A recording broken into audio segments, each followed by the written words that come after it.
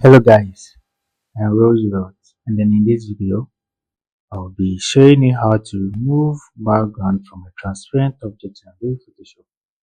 So without wasting much time, let's get started.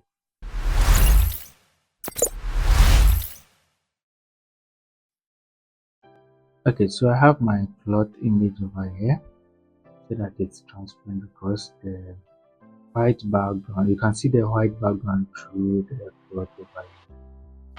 So to remove the background from this particular transparent object, and then maybe replace the background, this is how we go about it.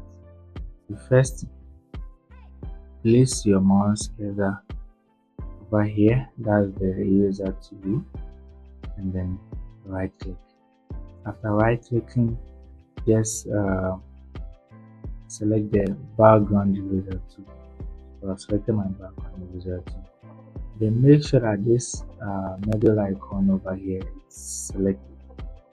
With that selected, set the limit to discontinuous, then set the tolerance to 85%.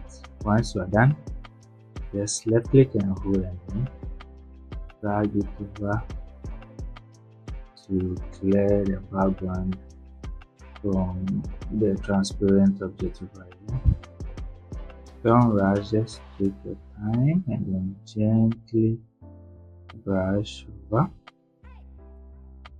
So yeah, something like this. Okay, I think this is good. So now to check whether we've been able to remove the background from our transparent object, let's add a different solid color serving as our background, and then let's place it beneath our plot image.